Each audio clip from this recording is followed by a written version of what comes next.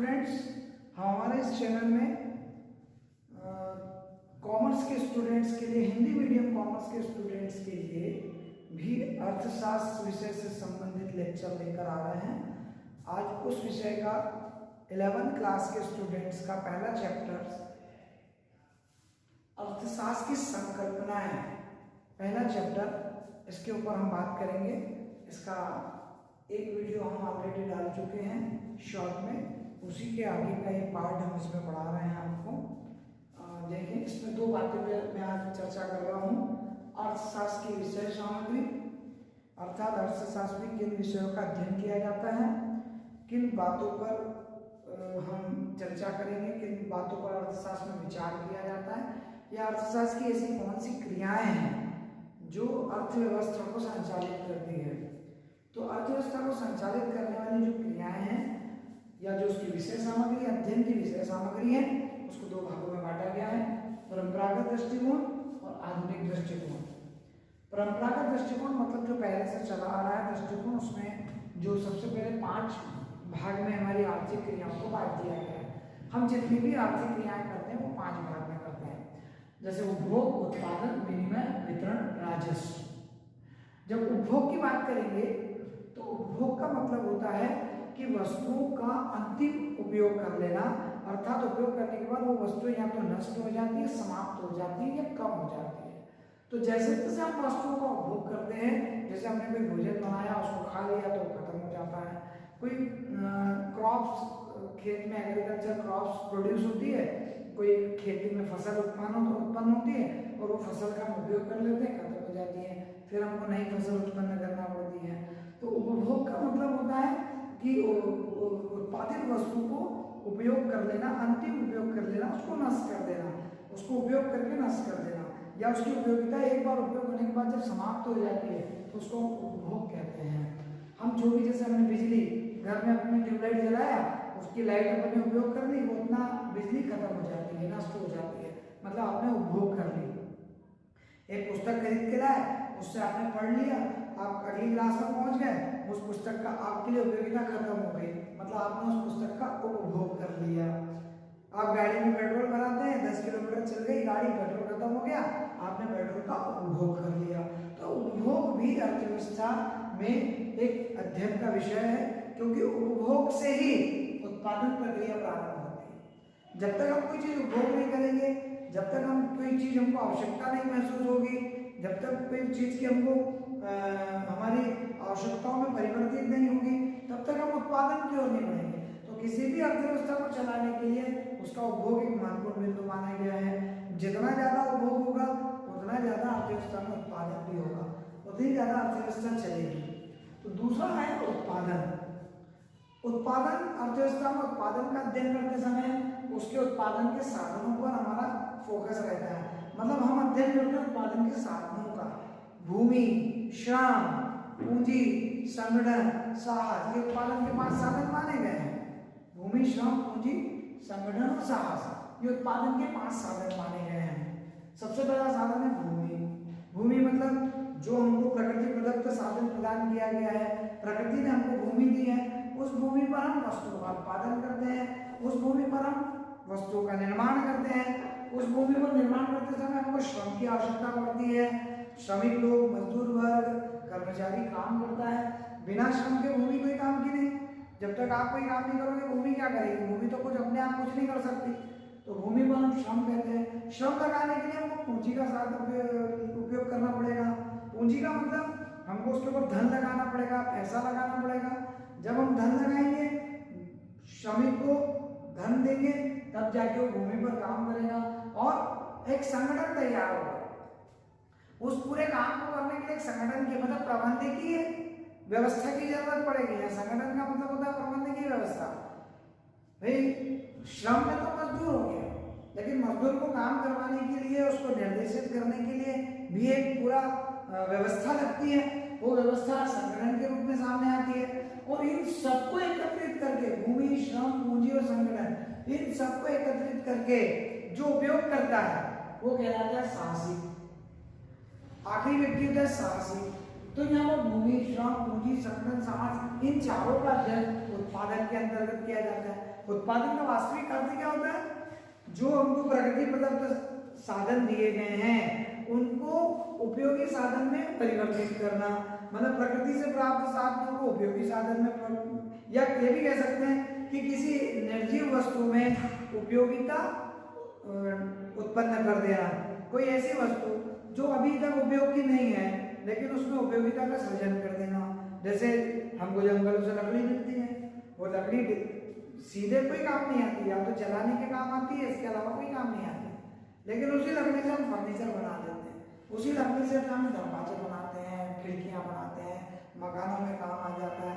वो लकड़ी कितनी जगह काम आती है। उसी जंगल से हमको वनोपज मिलती है, उसी जंगल से हमको खनिज मिलते हैं, लेकिन उसको उपयोगी बनाना पड़ता है। धरती से हमको सोना मिल जाता है, लेकिन वो सोना उपयोग करने लायक नहीं मिलता, उसको उपयोग करने लायक हमको बनाना पड़ता है, वो उत्पादन कहलाता है। धरती से हमको लोहा मिलता है और वो डायरेक्ट उपयोग करने लायक नहीं मिलता, उसको हमको बनाना पड़ता है। तो उत्पादन का मतलब होता है उपयोगिता का सृजन, किसी वस्तु को उपयोगी बनाना, उपभोग योग्य बनाना, ये उत्पादन उपभोग योग्य बनाना।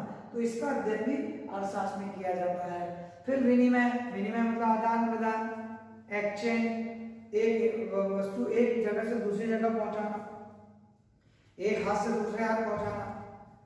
जब कोई उत्पादन होगा वो उत्पादन उपभोक्ता तक पहुंचाना पड़ेगा ना भाई, वहीं तो उपयोग नहीं होगा। एक कारखाने में अगर सीमेंट उत्पादित हुई है तो वो सीमेंट जब तक मकान बनाने वाले तक, सड़क बनाने वाले तक नहीं पहुंचेगी तब तो उसका कोई मतलब नहीं है। अगर आपने कोई खेत में फसल उत्पादित की है तो वो फसल जब तक ग्राहक तक, उपभोक्ता तक नहीं पहुंचेगी तब तक उसका कोई मतलब नहीं है। तो विनिमय का मतलब है आदान प्रदान।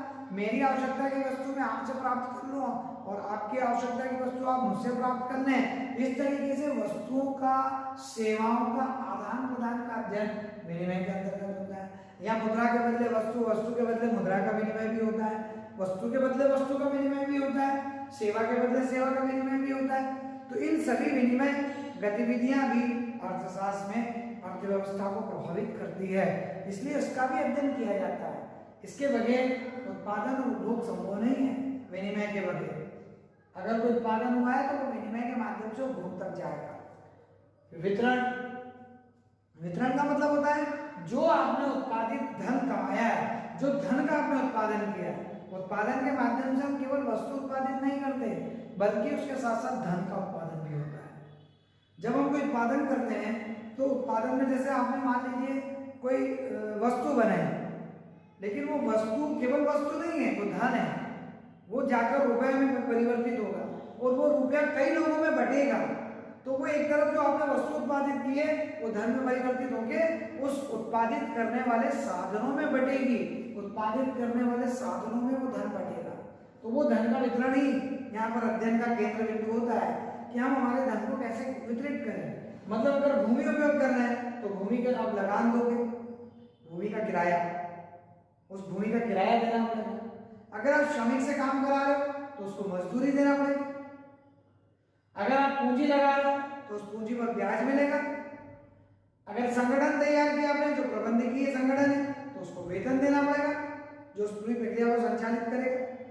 और साहसी जो इस उत्पादन प्रक्रिया में जोखिम उठा रहा है, इन सबको उपयोग कर रहा है, वो साहसी लाभ प्राप्त करेगा। मतलब जो आप उत्पादित धन करेंगे वो धन इस तरीके से वितरित होगा, लगान, मजदूरी, ब्याज, वेतन और लाभ। इस तरीके से उत्पादन के साधनों को ये धन वितरित हो जाएगा। तो अर्थव्यवस्था में आपको वितरण का भी अध्ययन करना पड़ता है, ये भी अर्थव्यवस्था को चलाने में अपना काम करता है।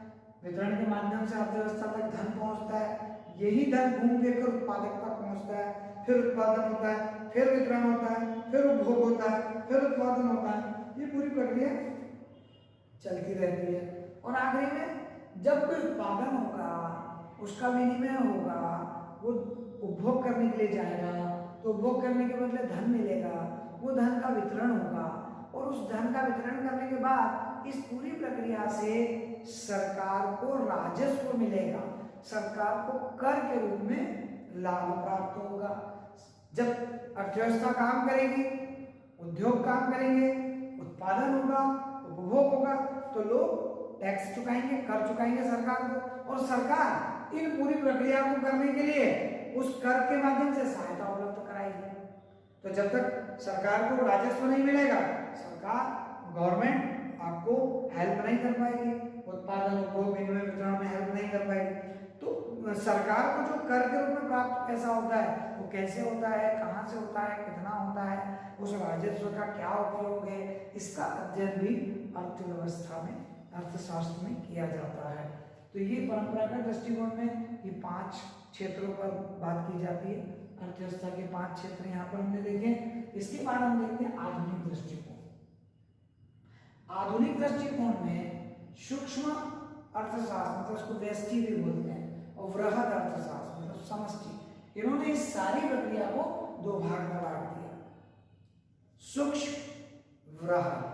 सूक्ष्म अर्थशास्त्र का मतलब होता है जहां पर हम किसी एक इकाई, एक उद्योग, एक घटना का अध्ययन करते हैं, किसी वस्तु की कीमत का अध्ययन जब हम करते हैं, किसी एक व्यक्ति की आय का अध्ययन करते हैं, किसी एक उद्योग के हम उत्पादन का अध्ययन करते हैं, तो उसे हम बोलते हैं व्यष्टि अर्थशास्त्र, सूक्ष्म अर्थशास्त्र, जिसको माइक्रो इकोनॉमिक्स भी बोला जाता है, और ये मैक्रो वृहद अर्थशास्त्र होता है।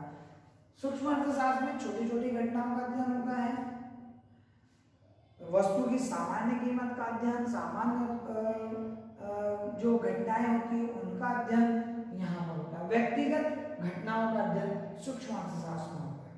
एक व्यक्ति कितना उपभोग करता है, एक व्यक्ति कितना उत्पादन कर लेता है, एक कंपनी कितना सीमेंट उत्पादन कर रही है, एक व्यक्ति कितनी आय कमा रहा है पर्टिकुलर, या एक भाग से सरकार को कितना राजस्व मिल रहा है। अगर हम इन छोटी छोटी घटनाओं का अध्ययन करेंगे तो वो सूक्ष्म व्यष्टि अर्थशास्त्र कैसा होता है। एक क्षेत्र विशेष में किस प्रकार के लोग रहते हैं, तो यहाँ पर जब सूक्ष्म की बात होगी तो छोटी छोटी घटनाओं का अध्ययन सूक्ष्म। और वृहद अर्थशास्त्र की जब हम बात करेंगे तो वृहद अर्थशास्त्र में फर्म का अध्ययन, पूरी फर्म, एक नहीं, उद्योग, पूरी उद्योगों का अध्ययन, सभी फर्मों का अध्ययन, सभी सीमेंट कंपनियां कितना उत्पादन एक साथ करती है, देश में रोजगार के साधन कितने हैं, देश में बेरोजगारी कितनी है, राष्ट्रीय आय कितनी है, राष्ट्रीय उपभोग कितना है, राष्ट्रीय उत्पादन कितना है, राष्ट्रीय वितरण कितना है, सरकार को पूरे राष्ट्र से कितना राजस्व प्राप्त होता है, समग्र मांग, समग्र पूर्ति, जब इनका अध्ययन करेंगे, प्रति व्यक्ति आय का अध्ययन करेंगे, राष्ट्रीय आय का अध्ययन करेंगे, तो वे वृहद अर्थशास्त्र में आएगा, समष्टि अर्थशास्त्र में आएगा। तो यहाँ पर सूक्ष्म और वृहद अर्थशास्त्र के बारे में बहुत ज्यादा जानकारी आपको दे दी गई है, केवल इतना बताया गया है कि सूक्ष्म अर्थशास्त्र मतलब जहाँ छोटी छोटी घटनाओं का आपको अध्ययन करना होता है, किसी एक फर्म, एक उद्योग या किसी एक वस्तु के बारे में, किसी एक वस्तु की कीमत के बारे में, सामान्य कीमत स्तर के बारे में जब हम बात करते हैं तो हम सूक्ष्म अर्थशास्त्र में अध्ययन करते हैं। और जब हम समग्र मांग, समग्र कीमत, समग्र उत्पादन, समग्र पूर्ति की बात करते हैं, राष्ट्रीय आय की बात करते हैं, राष्ट्रीय उपभोग की बात करते हैं, प्रति व्यक्ति राष्ट्रीय आय की बात करते हैं, तो वो सब अध्ययन इसमें होता है, वृहद अर्थशास्त्र में होता है। समष्टि अर्थशास्त्र में इनका अध्ययन किया जाता है। राष्ट्रीय उपभोक्ता मूल्य सूचकांक का अध्ययन इसमें होगा, और राष्ट्रीय उपभोग का अध्ययन समष्टि अर्थशास्त्र में होगा। इस तरीके से समष्टि अर्थशास्त्र वृहद अर्थशास्त्र होता है और सूक्ष्म अर्थशास्त्र सामान्य अर्थशास्त्र होता है। इसमें सामान्य बातों का ही अध्ययन किया जाता है। तो ये अर्थशास्त्र की विषय सामग्री में इतनी बात पड़ी है, इसको आप अपने बुक्स में आपको दिए गए टॉपिक, इनको आप पढ़ें, इनको समझने की कोशिश करें। अगले वीडियो में मैं इसके आगे के टॉपिक्स पर आपसे बात करूंगा। तब तक के लिए गुड बाय।